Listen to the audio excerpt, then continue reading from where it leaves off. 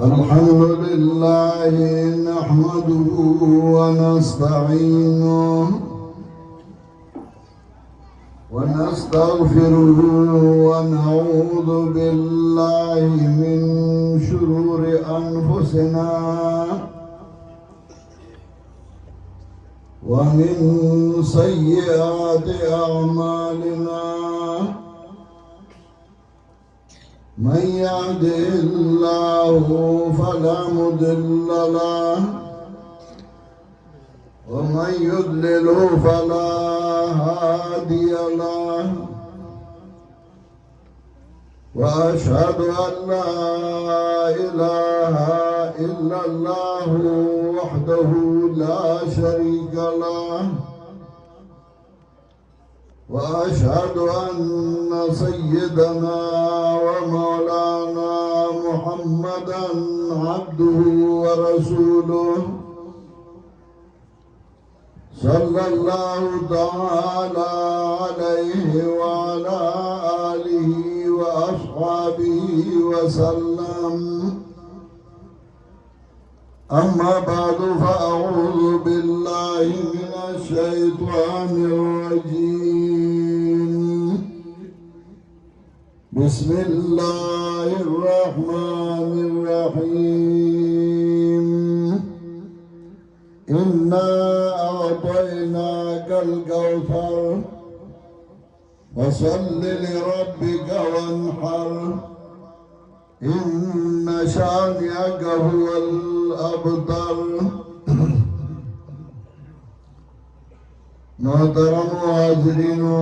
مسلمانانو دا ځای او دا کلی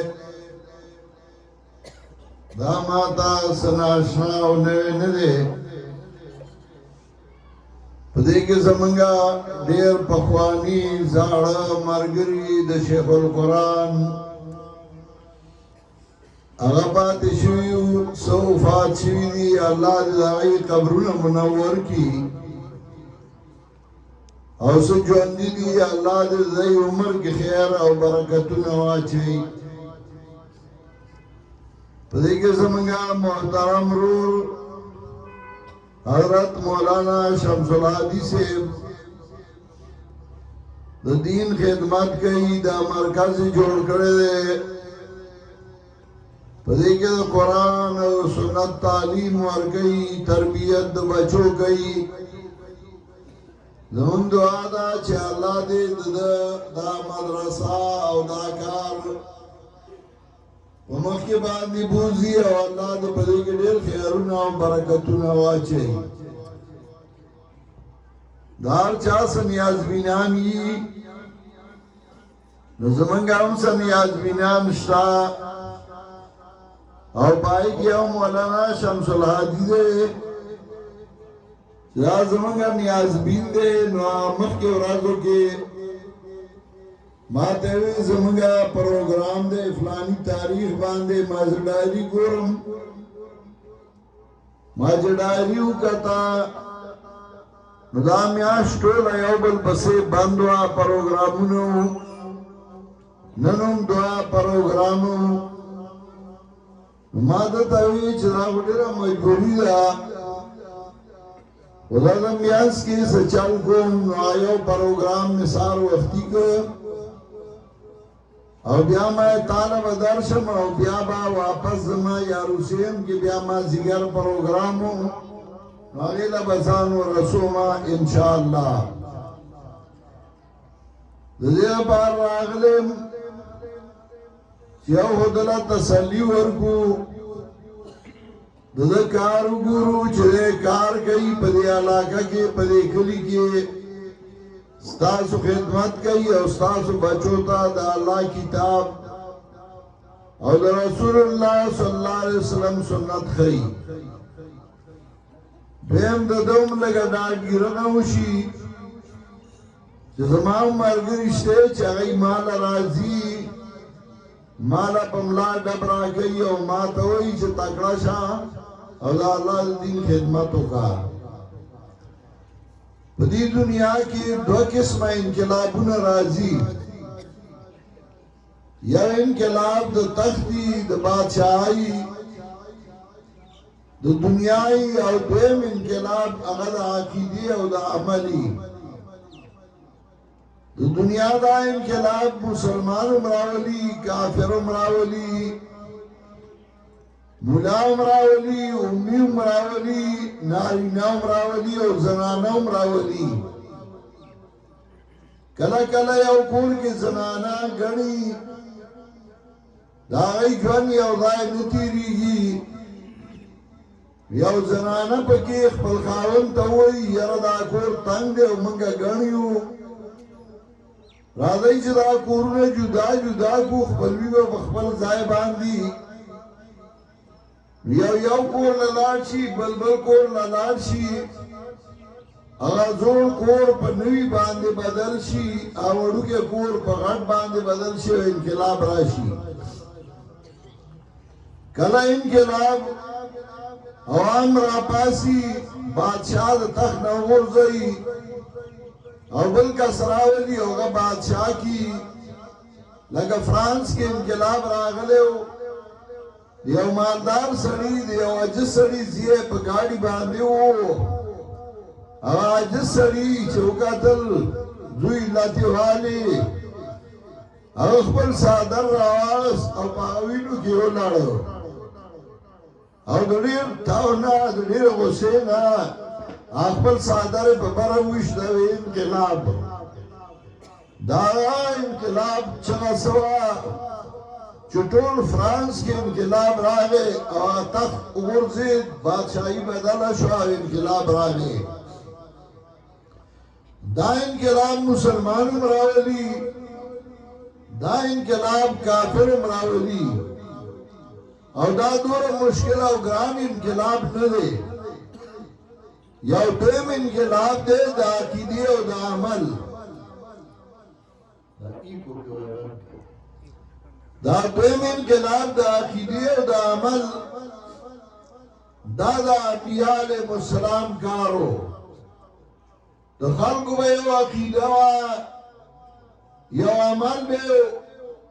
الله به انبیاء پیدا کړل او هغوی به انقلاب راوسته.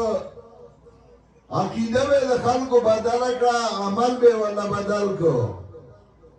لکه د عربو عقیده، نو په هغه وخت کې د چا عقیده دا وه چې لات را مدد کېږي او رارسي. ځکه دا نیک سړی و، حاجیان له بعثتوان وړل، کان رجلا یلط السویق للحجاج. نیک سړی و، حاجیان له بعثتوان وړل او ورکول به خیرات به کو چې مړ شه خلکو د هغه شکل جوړ کړه او دې ته د هغه روح راځي، موږ درته وایو او دې زموږ سوال الله ته پیش کوي. چا د منات او چا د عزا یو ونه چې په هغې باندې به نظر او منښتې پیش کولې، او چې نظر او منښته به یې وړه، له هغه ونې نه به اواز وشو قبول، وی به زما نظر قبول شو.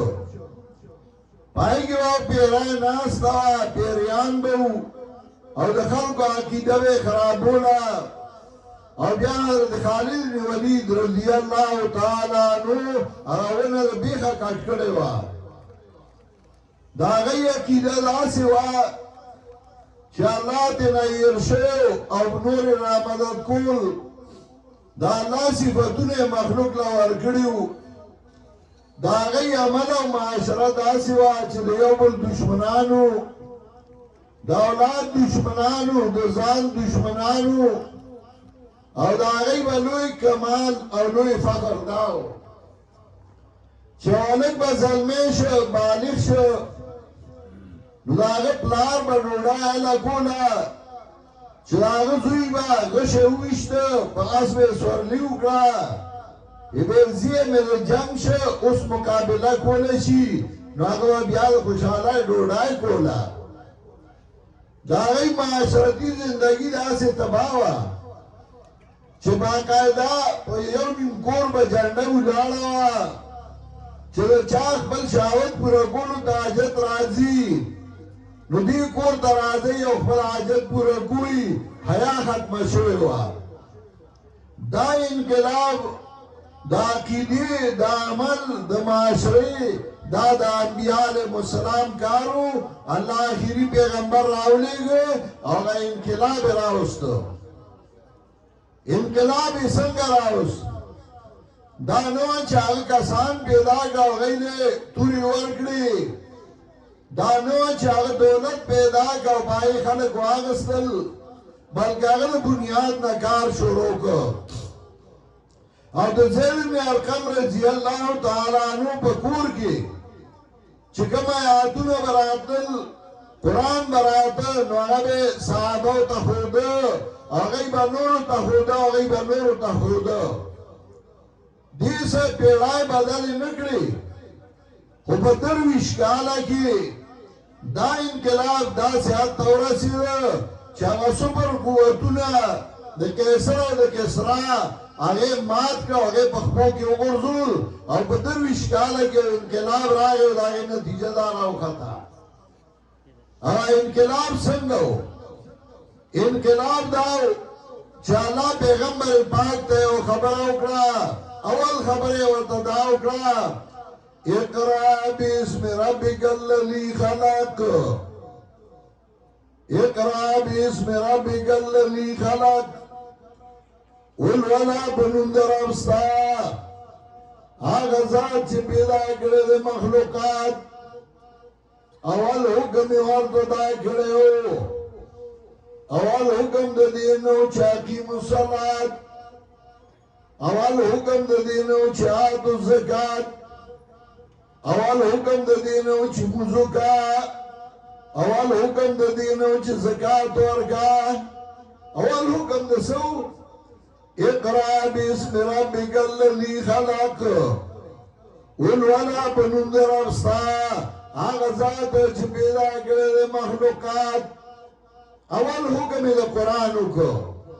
چه قرآن خلقو تاوایا قرآن و تصدقا دو دی مطلب دا انقلاب بغیر دا قرآن نا ببل سر نرازی بدلون دا معاشره بغیر دا قرآن نا ببل سر اوسو خلق وی بڑا دا طول عمر ومن درسونه کو دا پا درس کار کی میدان تراؤزا میدان تراؤزا میدان تا کم طول میدان کیو کرچ ماتو ہے میدان تراؤزا ما چه پا قرآن کم انقلاب راوستا زما پلان چه پا قرآن کم انقلاب راوست پا دی دور کی تا آغا انقلاب پس راوستا من علماء پیدا کرل دو قرآن مدرسینم پیدا کرل دو قرآن مراکزم دا سے پیدا کرل چنن 485 زائنوں کی پٹول پاکستان کی زمانگا امتحان حالونو آغا شروع اور بائی چکم نگرانان استازان مقررو تقریباً 80 لاکھ روپے اگا پدی میاس کے منگا گئی تا معاوضہ ورکڑا چاگئی تا امتحان اگستو یو کم شپیته زره کسانو طالبانو چاگئی امتحان ورکو دا خواهی چه پر یو کال کری او چه توی حسابه مدلکونو دی دشنو لاکو نزیاد خطری دی دا انقلاب دا عقیدی دا انقلاب دا عمل دا پسر آگه دا پا قرآن کریم شیخ القرآن اللہ دی پر رحمتون اولیگی ایمان دیر سوچ کرے ہو چه زمان مخی شاہ اسماعیل و سید احمد شہید تیر شویو اغی سر مجاہدینو اغی سر وصلوا اغی سر تکڑا کسانو و انقلاب رانگے او اغی شہیدان شو او چه سنگا اغی لرل و اغی تاریخم ختم شو ما کتلیو چه بده ملک علماء در رسمون ردی کرده لگه جوری قائسی دسواد او نور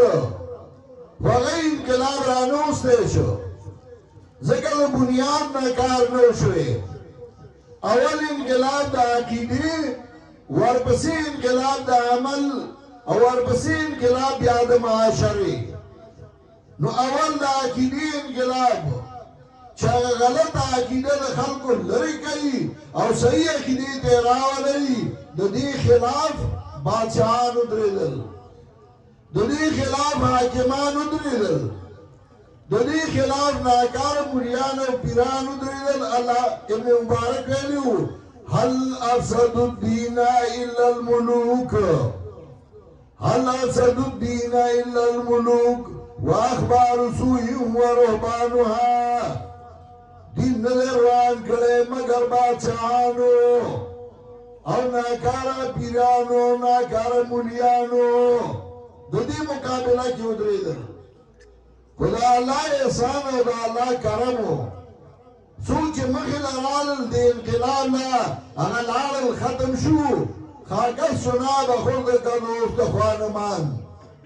داسې خاورې وخوړل چې نوم یې پاتې نه شو زندست نام فرق نوشی روان بالله گرچه بسه گذشته کی نوشی روان مان کم انقلاب چې د محلاتو نه راشي هغه دوره دوام نه لري او کم انقلاب چې د جونګړو نه اوچت شي هغه محلات په لپیټ کې راولي دا انقلاب راغی او خلکو ته د خدای کتاب وښودلی شو نن د خدای د کتاب درسونه شروع دي دام د هغې نه یو مرکز دی یو ځای دی شمس العادي او د هغه ملګري هغه یې اړم دي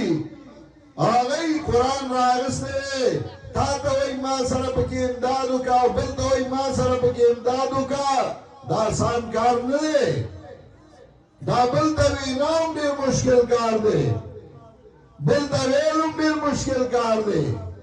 او مولا غریب خواصم د ویر ټکایي که سپین څادر په سر کې وایي دا بیا زما په چانده اخیستی که 10 روپۍ چانده مې ورکړي او که هغې غریب چېرته یو ټنګې ګاډۍ اخیستی دا وایي مړه زموږ په چاندو یې اخیستی دی که او پښتانه خواصم د بل د مال حساب کوي د خپل نه کوي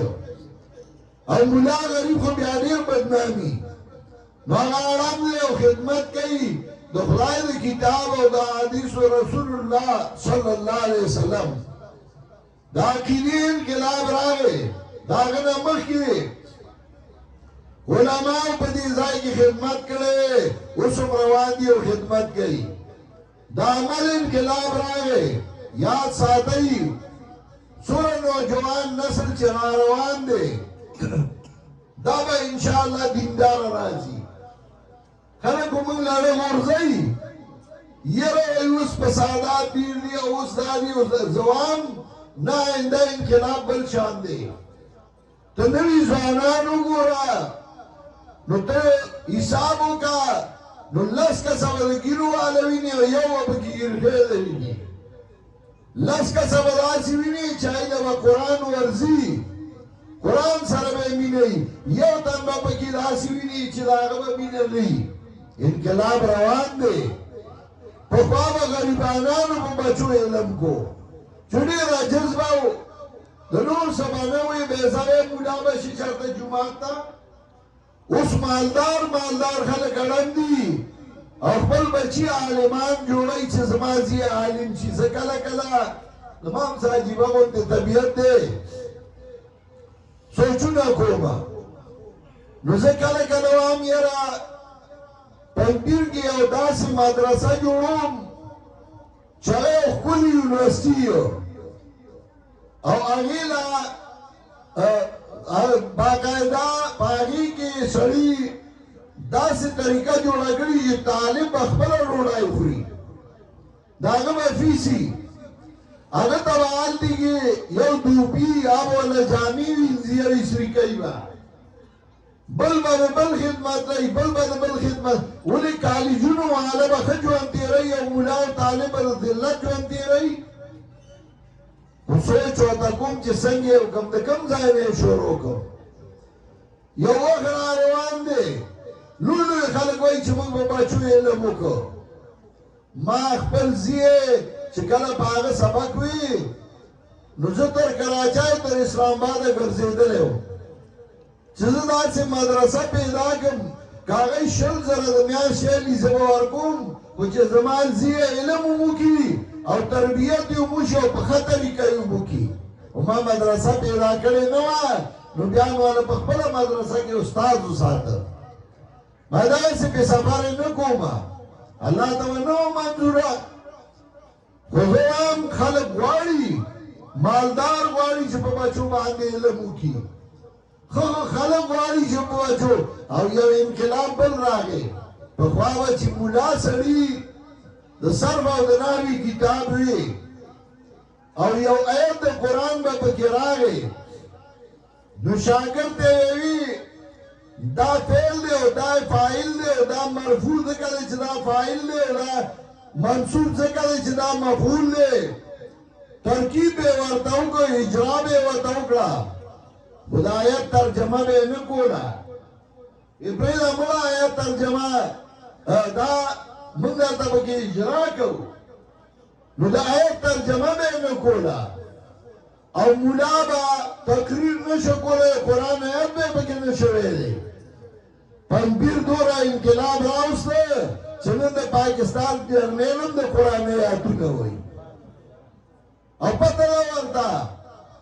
چې په دې به زه درانېږم چې زه په خپل تقریر کې د قرآن آیات ووایم زه په خپل تقریر کې په حدیث حواله ورکړم سیاسي لیډرانو موږ کوشش کوي چې موږ په خپل تقریر کې آیات ووایو اگر چې کله کله غلط شي خو که خپله غلطېږي نو بچو ته به وایي چې ګوره تاسو ښه زده کوئ ځکه ما خو ټکرې خوړلي وي چې تاسو ونه خورئ دا انقلاب چا راوسته دا د پنبیر نه یو اواز اوچت شو او داسې حد ته ورسېده چې مولیانو سیاسیانو سره غم دی چې جرنیل آیاتونه او حدیث وایي